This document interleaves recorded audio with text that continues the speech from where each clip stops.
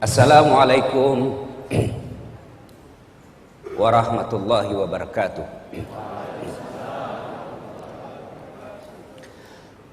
Alhamdulillah, alhamdulillahi rabbil alamin. Wabihi nasta'inu ala umurid dunya waddin. Asyhadu an la ilaha illallah wa asyhadu anna Muhammadan abduhu wa rasuluh.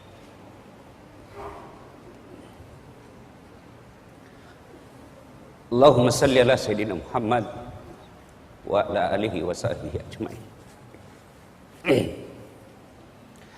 Ibu bapak, saudara-saudara sekalian yang saya hormati,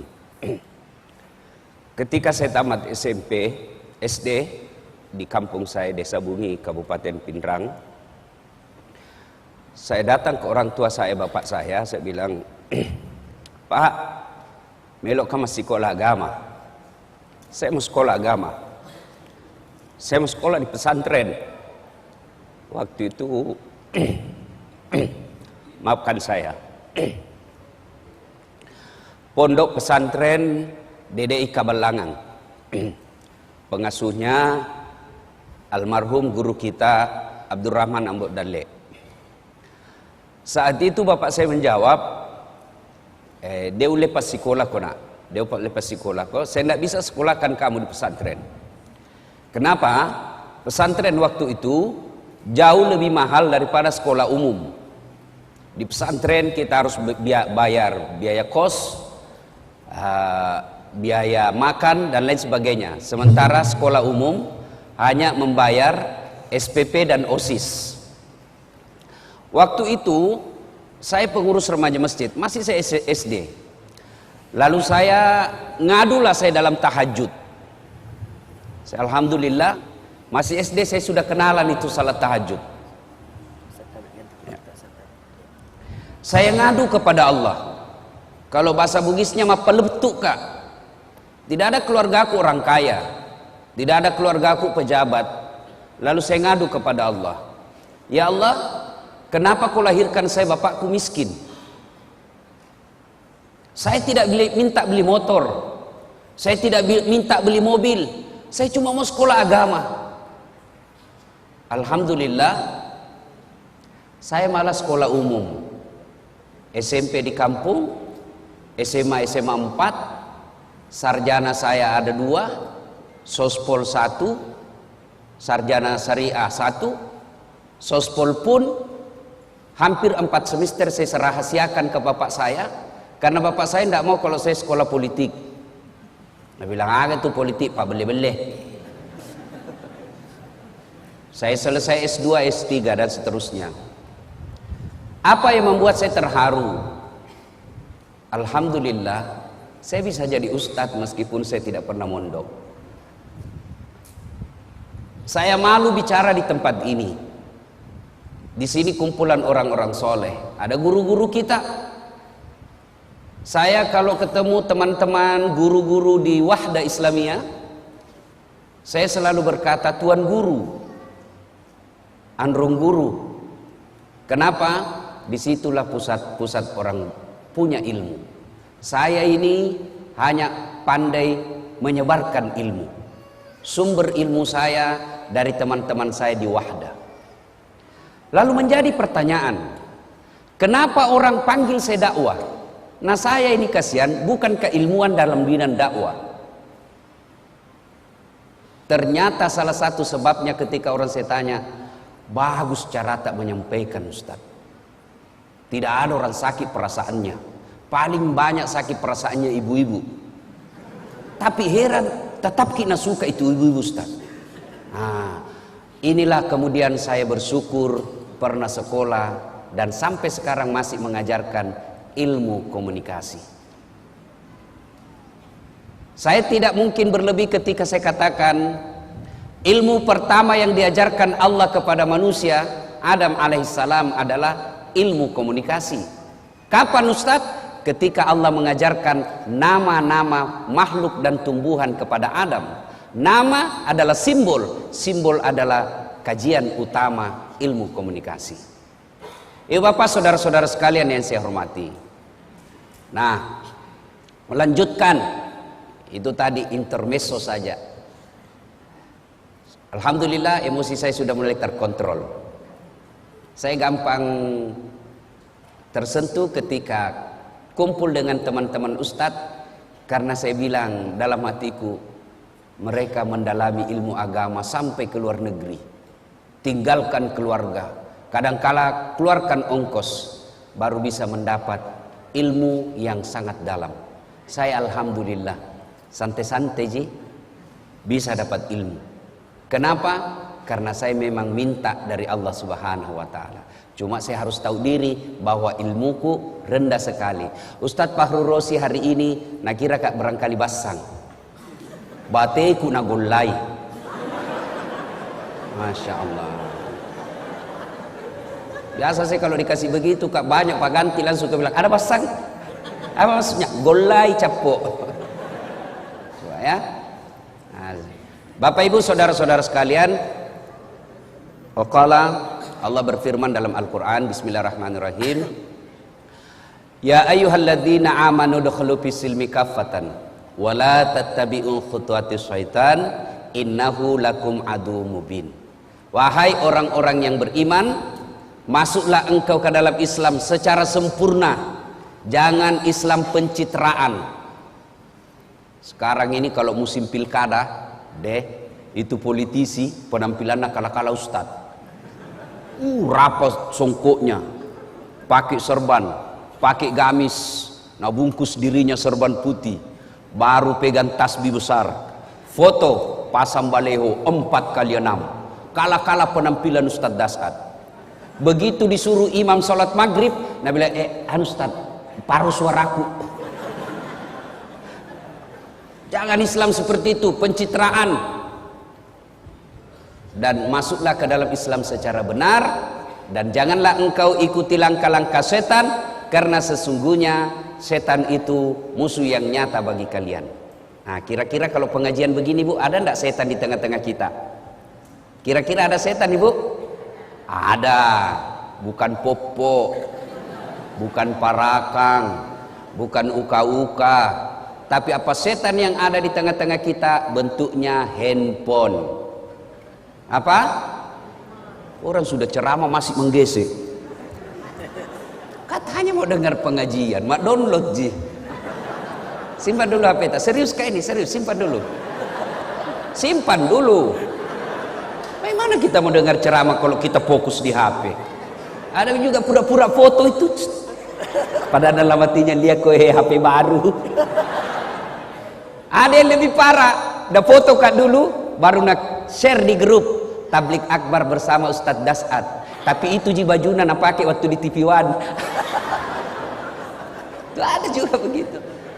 Nah ibu bapak saudara-saudara sekalian, pada Tablik Akbar kali ini tema yang saya ingin sampaikan fokus pada cinta. Adik-adik ini yang banyak kecuping-kecuping. Ini adik-adik percayalah, semua penyakit kita ingin cepat sembuh. Mau penyakit kusta, sakit kepala, sakit gigi, sakit utang, semua kita ingin cepat sembuh. Satu-satunya penyakit yang kita tidak mau sembuh adalah penyakit jatuh cinta. Inilah penyakit jatuh cinta, nggak mau kalau sembuh, maunya kita jatuh cinta selamanya. Nah, bicara tentang cinta saya tidak mau ceramah. Saya hanya ingin menyampaikan kisah-kisah bagaimana cinta, dakwah dengan cinta. Satu, adik-adik pernah, saudara-saudara, bapak ibu pernah dengar kisah Rasulullah Sallallahu Alaihi Wasallam di Taif. Rasulullah mendapat tekanan di Mekah, mendapat hinaan, mendapat cemoohan, teror secara fisik, teror secara mental. Fisiknya dilempari, mentalnya diludahi, rumahnya dipasangi duri. Lalu siapa yang lakukan itu? Bukan orang lain. Siapa? Keluarganya sendiri. Siapa? Abu Lahab. Tahu itu Abu Lahab deh? Tahu ke Abu Lahab? Tahu? Sepuh satu kali saudarana bapakna Nabi. Bahasa Perancisnya Amurena Nabita. Perancis itu Pare-Pare dan sekitarnya.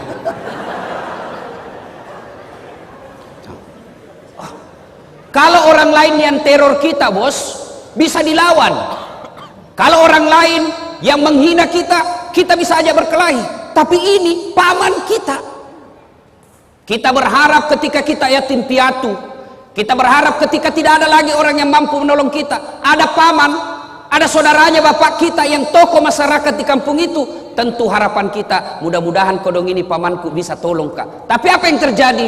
Justru pamannya Nabi dan istrinya yang teror Nabi. Bayangkan, teror fisik, teror mental. Tapi Nabi tidak pernah lebay. Tidak pernah kita dengar Nabi cuti jadi rasul. Karena tekanan-tekanan akhirnya cuti 1 bulan. Tidak pernah. Lalu dalam desakan dan hinaan seperti itu, Rasulullah Sallallahu Alaihi Wasallam ke Taif. Saya waktu terakhir ke umrah, saya sempat ke Taif. Itu Taif, kita naik tebing-tebing gunung. Kemudian sampailah kita di Taif. Nabi sampai di Taif, waktu itu jalan kaki. Saya naik mobil masih hampir 2 jam. Itu pun ada teman saya mabuk. Kenapa? Ular tangga. Naik lagi. Anak-anak zaman now tidak tahu ular tangga. Kita dulu waktu tak kecil ular tangga, ular tangga. Kalau dapat tangga naik lagi. Begitu dapat ular turun begitu deh. Coba, masya Allah. Sampai di Taif, apa Nabi lalu sampaikan? Nabi lalu sampaikan keinginannya. Saudara-saudara sekalian, minta pertolongan. Nah, saya ajak kalian ikut beriman kepada Allah. Jangan sembah kecuali Allah. La ilaha illallah Muhammad Rasulullah. Bagaimana reaksi orang Taif? Masya Allah. Orang-orang tua di Taif nak kumpulkan itu anak-anak. Anak-anak bocah, ABG. Dia bilang, "Piku lempar itu, lempari." Bayangkan Pak, kalau orang dewasa lempar ki, masih kita merasa terhormat. Kenapa? Seusia ki bos. Tapi anak-anak yang ngusir kita, itu tekanannya, tekanan psikologisnya sangat tinggi. Lalu pada saat Nabi dilempari, datang malaikat Jibril menawarkan bantuan. Dia bilang, Jibril, kalau bahasa kita, Mas bro, Muhammad, tak lewat-lewat itu. Saya diperintah Allah, berdoa kau saja, Allah angkat. Saya diperintah Allah, saya lempar ini satu kampung, saya hancurkan mereka. Kira-kira kita dek, ada ini borong ki, nabuli ki satu kelas. Tiba-tiba datang ke polsek, bagaimana? Apa jawaban tak kira-kira? Kalau saya satu kampung lempari kak, tiba-tiba datang Densus, bagaimana Ustaz? Tangkap, tembak semua. Tapi apa jawaban Nabi? Jibril, kalau betul Allah ingin mendengar doaku kali ini, saya hanya ingin berdoa, ya Allah, berikan hidayah kepada seluruh masyarakat Taif. Jangan hancurkan mereka. Mereka lakukan itu karena dia tidak tahu saya. Mereka lakukan itu karena mereka tidak paham apa yang ingin saya bawakan kepada mereka. Saya hanya minta, ya Allah, berikan hidayah kepada mereka. Masya Allah. Coba membeda. Inilah yang disebut dakwah dengan cinta. Kisah kedua, bicara soal cinta. Bapak saudara-saudara sekalian, cinta, dakwah dengan cinta, dan cinta tidak akan muncul tanpa ada kesabaran. Coba, kita kira gampang jadi ustadz. Wah, banyak itu cobaannya bos. Bayangkan kalau kita diundang sampai ki di sana, kita berharap nak kasih makan ki dulu, baru ki tiba dari Balikpapan. Apa kek sedikit mo? Tuh, jantung baki langsung buka ini Ustaz.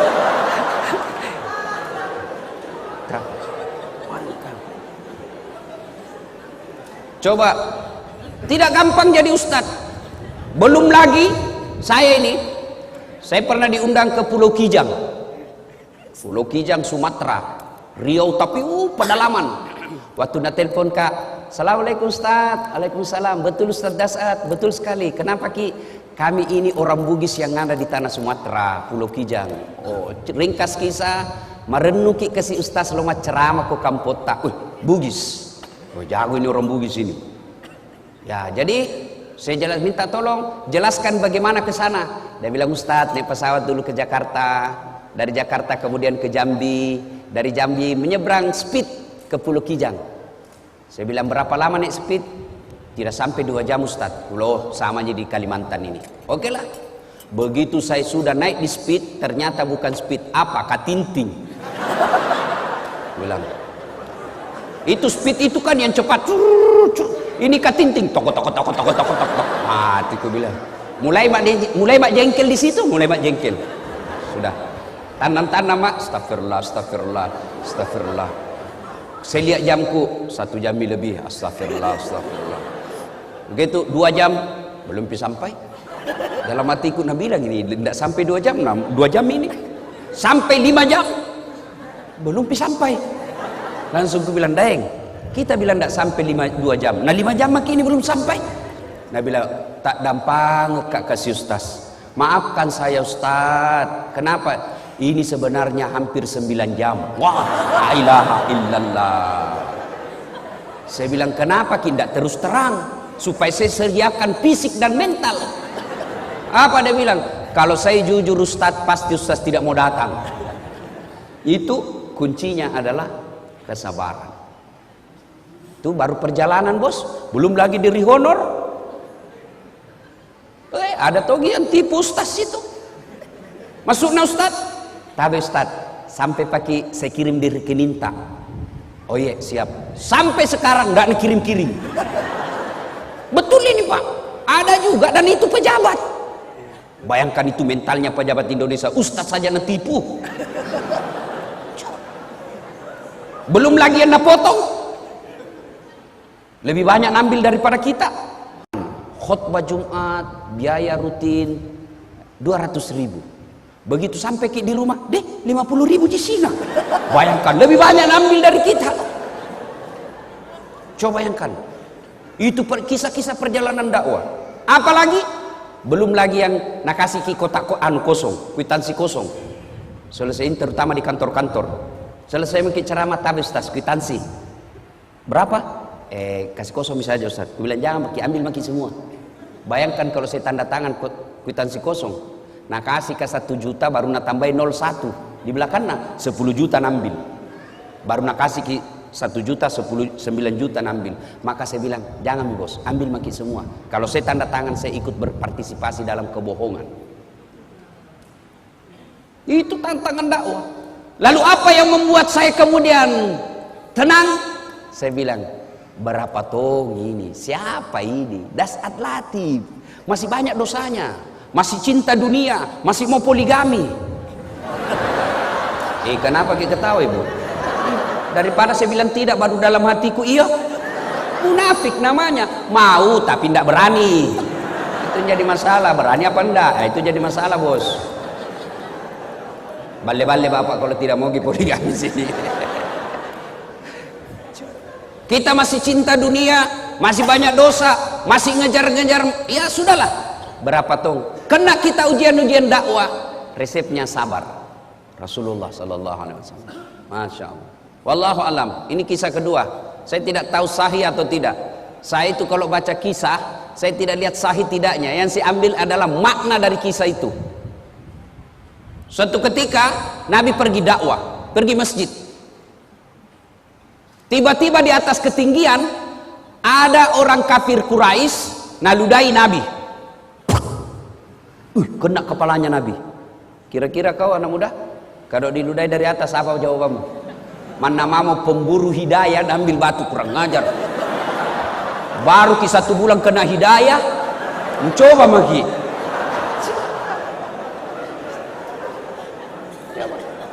Nabi begitu diludai, Nabi lihat ke atas dan senyum. Apa dia bilang? Bos, salah tempat ludahmu. Kepala aku nak kena, tapi tidak apa-apa ji. Fish. Lewat lagi besok Nabi. Di tempat yang sama, waktu yang sama, ditunggui memang ini, diludai lagi. Kena lagi Nabi, dia bilang ji Nabi, tidak apa-apa ji bos, aku maafkan kau. Ketiga kalinya, hari ketiga masih begitu. Besoknya lewat Nabi, tidak ada mina, tunggu-tunggu Nabi. Mana langgananku ini? Biasanya ada ludaika di sini. Oh, sampai Nabi tanya, siapa kenal si fulan? Oh ya, di mana rumahnya? Biasanya saya lewat situ ada ludaika. Tidak tahu kenapa ini tidak ada. Oh, dapat informasi. Malah saya Nabi, sakit dia ya Rasul. Kamasian aku dong. Akhirnya Nabi pulang ke rumahnya dan berkata kepada istri beliau, ya Ummul Mukminin Khadijah, ada roti? Ada kurma?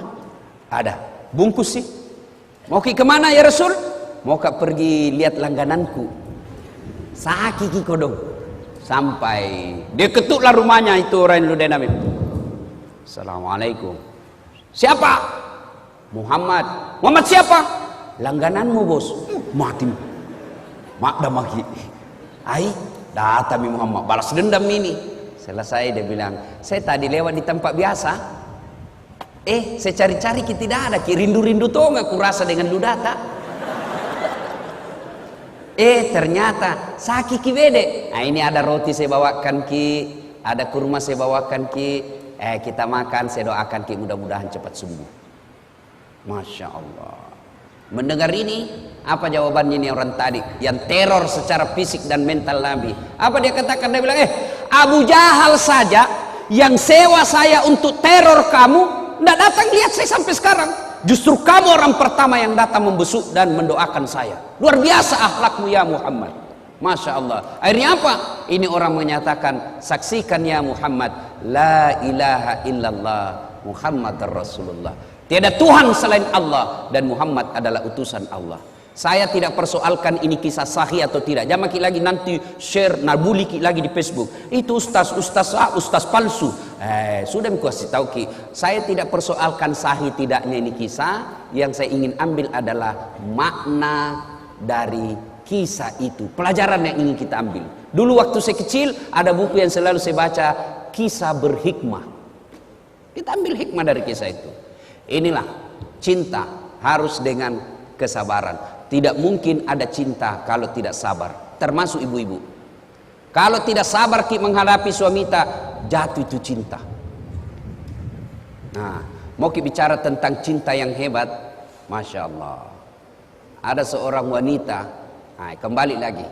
Ini saya baca kisahnya, ternyata didaifkan hadisnya. Siapa dia?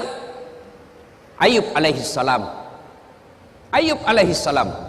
Itu Ayub alaihissalam, adik-adik sekalian, luar biasa, alim, taat beribadah. Allah kelimpahkan beberapa rezeki kepada Ayub alaihissalam. Tapi hebatnya Ayub alaihissalam, kaya dermawan, kaya sogi malabo. Yang banyak di Indonesia, kaya pelit, kaya seke, kikirigalla paku jambatang. Pelit, bakil. Tahu orang di kampungku bilang kikiri galang, paku jambatang. Apa artinya? Kikiri galang, kikiri itu galang, tidak mau namakan. Paku jambatan basi nupaku, tidak mau mengpan. Itu orang pelit. Duduk maki sama-sama berharap karena dia kaya na traktir tidak tong, langsung saja tabes tas pulang dulu. Dalam hatiku tidak tong na bayar kanga ini. Coba, itu orang kikir. Ini Ayub alaihissalam kaya dermawan. Lalu seluruh malaikat memujinya. Luar biasa Ayub alaihissalam. Malaikat ikut memujinya. Satu makhluk Allah yang cemburu. Siapa? Iblis laknatullah alaihi. Nabi bilang Iblis, tunggu dulu Tuhan. Dia begitu Ayub, baik agamanya, taat beribadah, dermawan, karena dia kaya. Coba kalau dia miskin. Tidak begitu. Allah berfirman, saya lebih tahu dari kau Iblis. Dia bilang tidak mementok. Iblis dia bilang kalau begitu Tuhan, kasih saya kesempatan menggoda ini Ayub. Allah kemudian silakan. Satu, jangan cabut nyawanya. Siap. Akhirnya apa? Ayub alaihissalam terbakar seluruh hartanya. Kebun-kebunnya musnah. Binatang-binatang ternaknya mati karena penyakit. Begitu miskin, datang Iblis. Ayub masih bersikir, dibisik. Ayub, sudah mau. Apalagi kau puji-puji Tuhanmu? Bayangkan ambil hartamu. Jangan kau puji-puji Tuhanmu. Apalagi Tuhan apa itu Tuhanmu? Apa kata Ayub alaihissalam? Bos, yang kau banyak bicara di situ nah? Bukan begitu di hadis, bukan. Ini bahasa Ustaz. Supaya enak didengar, bos. Tuh, bayangkan kalau lapar kita baru serius sekali, tambah lapar orang. Tuh. Nah. Makan dulu Pak. Akhirnya apa? Apa kata Ayub? Dengar baik-baik adek. Dengar baik-baik ibu. Alhamdulillah, sempat kaya, sempat punya kebun, sempat punya binatang ternak. Banyaknya orang kodong sampai sekarang tidak ada kebunnya, tidak ada ternaknya. Ini harta titipan Allah. Inna lillahi wa inna ilaihi rajiun. Allah yang kasih saya di dunia, Allah ingin ambil, silakan. Yang penting lebat Tommy. Nabi bilang orang Bugis, taruh meti ke pura moir rede. Oh, Nabi bilang kalau bahasa kita, dia bilang kira-kira kalau bahasa kita ya, apai. Dia bilang itu iblis, apai. Masih mau kok? Hebat gitu. Nabi bilang tidak. Itu Ayub begitu karena dia anaknya. Coba kalau tidak ada anaknya. Allah berfirman, tidak ada anaknya atau tidak, dia taat. Akhirnya apa? Wafat lagi anaknya. Datang lagi iblis. Bos, sudah itu kau sembah Tuhanmu. Bayangkan, dari ada hartamu, nambil mi. Sekarang anakmu lagi nambil, sudah mi. Apa kata Ayub alaihissalam? Jangan kau hanya bicara di situ deh. Bosan kuliah kok. Coba. Alhamdulillah, sempat kau punya anak. Banyaknya itu orang kodong bertahun-tahun sampai tua tidak punya anak. Alhamdulillah ada anakku. Setan tak kancing. Tapi dia jujur lagi sama Allah. Tidak memang Tuhan. Coba kalau dia sakit tidak mungkin dia begitu. Allah dia bilang saya lebih tahu sehat atau sakit. Dia tetap sabar beribadah kepadamu. Akhirnya apa? Dicoba lagi Ayub alaihissalam. Dengan apa? Penyakitnya tidak tanggung-tanggung. Seluruh anggota tubuhnya dimakan ulang. Kira-kira kalau sekarang penyakit kulit tingkat paling tinggi. Bahkan riwayat yang saya baca itu kelihatan itu sedikit tulang-tulang pipinya. Apa itu di sini karena habis dimakan ulat. Ayub alaihissalam datang lagi di iblis. Bayangkan Tuhanmu nambil hartamu, nambil anakmu. Sekarang kau lagi nak kasih sakit. Sudah mi. Apa kata Ayub alaihissalam? Bosan-bosan kuliah kok. Tak berhentimu datang sama saya. Tidak ada apa-apanya ini. Masya Allah, puluhan tahun saya sehat. Masa gara-gara penyakitku yang baru sesaat ini saya lalu melupakan nikmat Allah? Tidaklah. Inna lillahi wa inna ilaihi rajiun. Lalu tuh datang lagi istrinya. Dia bilang apa sama istrinya? Istrinya bilang apa? Bang, berdoa maki sama Tuhan. Minta ki supaya berhenti penyakit tak. Apa kata Ayub alaihissalam? Masih kak. Saya malu minta kepada Allah. Puluhan tahun saya sehat, baru beberapa saat saya sakit, saya malu kepada Allah. Lalu iblis tidak putus asa, dia datangi lagi Ayub alaihissalam. Gagal dia goda Ayub, maka dia datangi istrinya. Istrinya dihasut. Maka ibu-ibu hati-hati. Biasanya setan mati akal hadapi suami, tapi dia masuk sama istrinya. Suaminya mau pergi sedekah, mau bantu sahabat pemburu hidayah, dia mau kasih uang sumbangan 500.000, sudah ada di dalam dengan amplop. Tiba-tiba dia lihat istrinya, Pak, kenapa ada ini uang 500.000? Mau dia apa? Ada itu anak muda kodong mencari hidayah, mau saya kasih di sumbangan beli Quran. Dia bilang, talekan ini sok kaya. Apa orang lagi itu ada anak gue beli kangi pulsa. Akhirnya gagal bersedekah. Kenapa? Godaan setan dunia dalam bentuk istri lebih besar daripada godaan yang tidak kelihatan.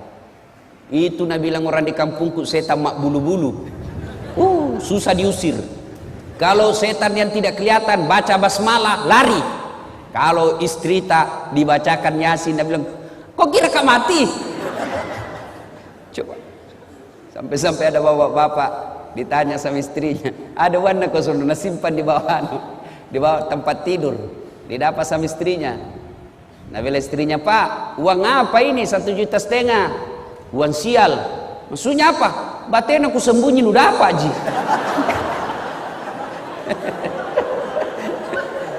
Ada ibu-ibu begitu sini. Bapak saudara-saudara sekalian, Ayub alaihissalam, kemudian setan ternyata berhasil menggoda istrinya. Apa? Istrinya berkata, "Bang, tak dampang ke kasih. Maafkan saya. Apa boleh buat? Saya tinggalkan ki." Dia bilang Ayub alaihissalam, "Ya sudah limpah. Kalau engkau tinggalkan, silakan. Tapi pulang kau nanti suatu saat saya pukul kau 100 kali, saya cambuk." Masya Allah. Tidak sampai di situ godaan setan. Apalagi penduduk satu kampung dihasut. Dia datangi penduduk tokoh-tokoh masyarakat. Dia bilang, usir Ki Ayub. Usir dari kampung. Kenapa? Nah, tulari kau nanti itu penyakitnya. Dia akan membawa satu kampung ini penyakit, semua kena penyakit. Usir Ayub. Datang kepala kampungnya. Ayub, maafkan kami cinta kepadamu Ayub, tapi mohon maaf, kami takut ketularan penyakitmu. Ayub alaihissalam lalu berkata, lemukna tu nyawamu mbok, teganian kau, tolong angkat tangan di antara kalian, siapa yang tidak pernah saya bantu? Tolong ini penduduk kampung, angkat tanganmu, siapa yang tidak pernah saya bantu? Lalu ini kepala kampung bilang, kami sadar Ayub, sudah kau bantu kami semua, tapi takut ke penyakitmu. Akhirnya apa? Ayub alaihissalam diusir dari kampungnya dalam keadaan sakit, dalam keadaan miskin, ditinggalkan oleh istrinya. Ayub alaihissalam pergi ke padang pasir lalu bikin tenda-tenda. Disitulah kemudian Allah mengabulkan doanya Nabi Ayub alaihissalam.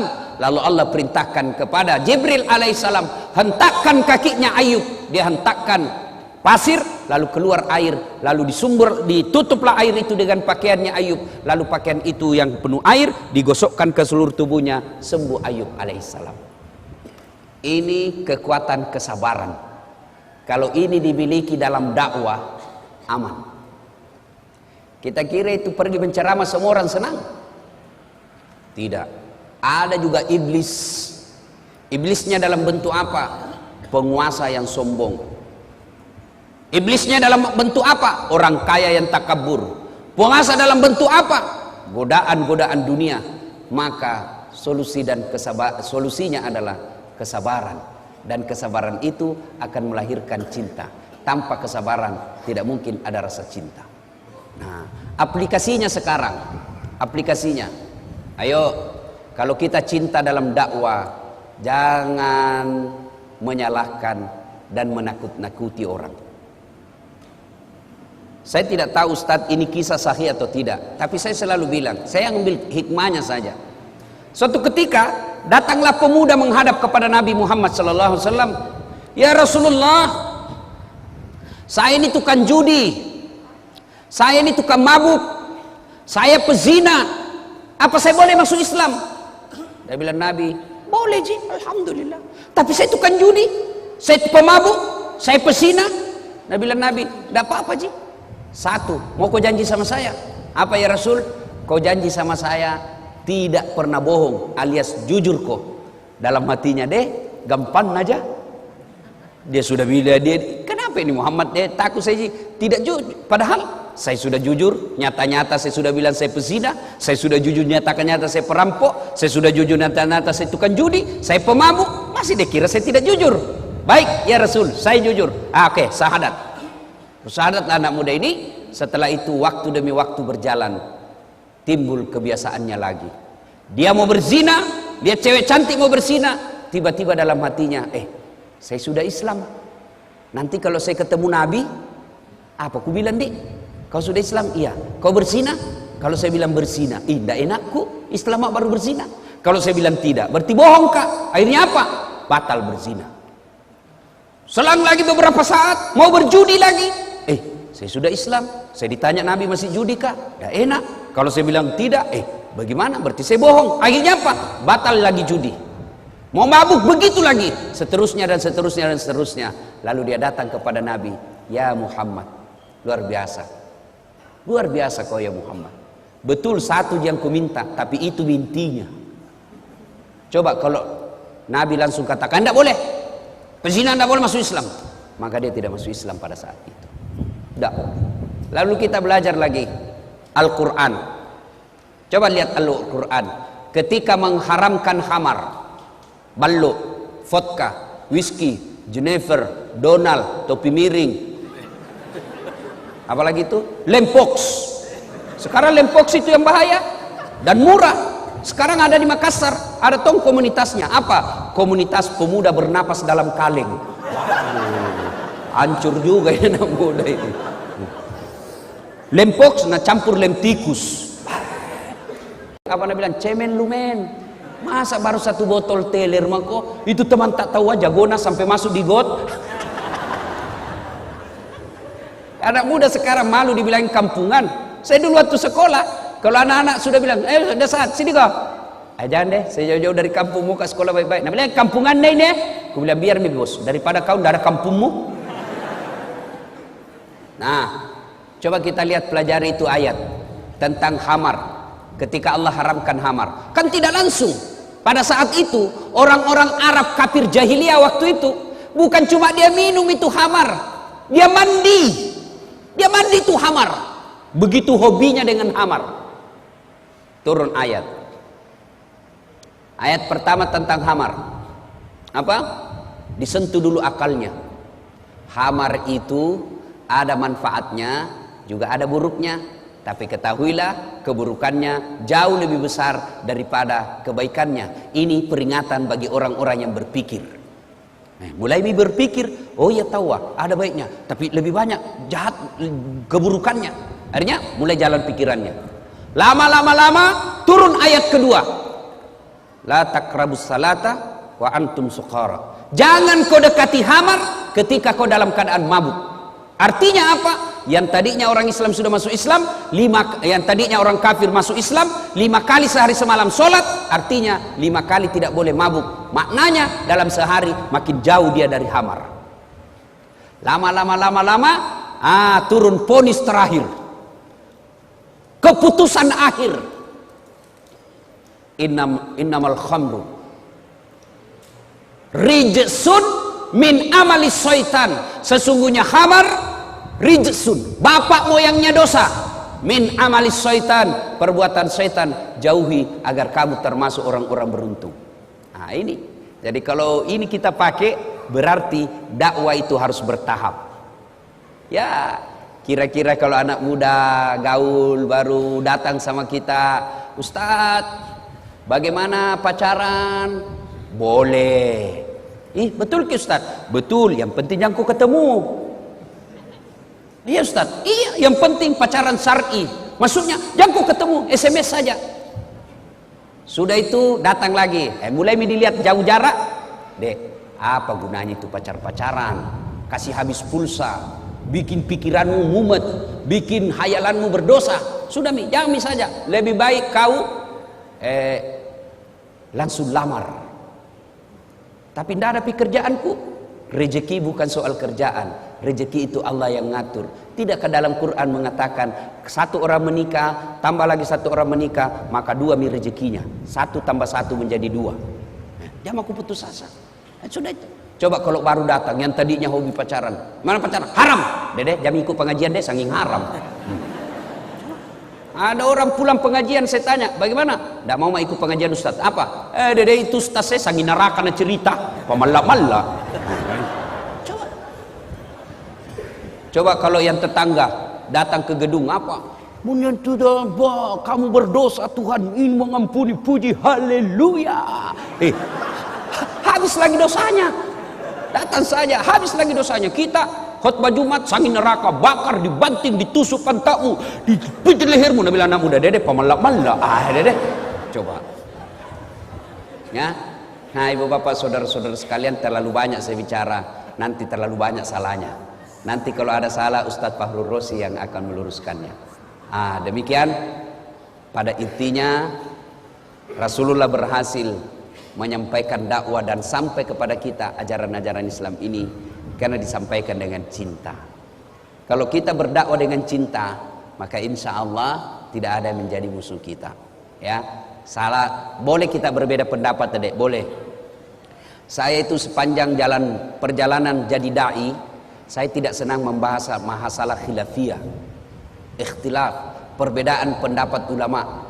Saya tidak senang. Lebih baik saya senang bahas itu, bagaimana itu nak muda mau datang di masjid berjamaah, bagaimana itu orang kaya mau bangun masjid, bagaimana ibu-ibu ini diajari anaknya pakai aurat, tutup aurat. Soal bagaimana Nabi dakwah takbir, saya tidak terlalu tertarik. Ada yang begini Ustaz, ada yang begini Ustaz, ada yang begini. Mana cocok semua? Yang mana tidak cocok? Yang tidak angkat tangannya. Nah, so, begitu saja, ya. Nah, saya dalam ini boleh kita berbeda, boleh. Saya dalam mazhab dakwah saya, metode dakwah saya tidak terlalu tertarik membahas yang begitu-begitu. Saya lebih senang membahas bagaimana orang-orang ini mau datang ke masjid, mau bersedekah, mau menghindari gosip, ya. Ya, sekira itu. Demikian, Bapak saudara-saudara sekalian, mohon maaf yang sedalam-dalamnya jika ada kata dan kalimat yang tidak berkenan. Kita bisa lanjutkan nanti dalam sesi tanya jawab. Insya Allah Anda bertanya, saya jawab. Bagaimana kalau tidak tahu Ustaz? Saya tetap jawab. Apa jawabannya? Saya tidak tahu. Masa saya mau tahu semua? Bukan nggak saya kamus. Cukup Ustaz? Alhamdulillah ya. Demikian, mudah-mudahan ada manfaat. Lebih dan kurangnya mohon dimaafkan. Assalamualaikum warahmatullahi wabarakatuh.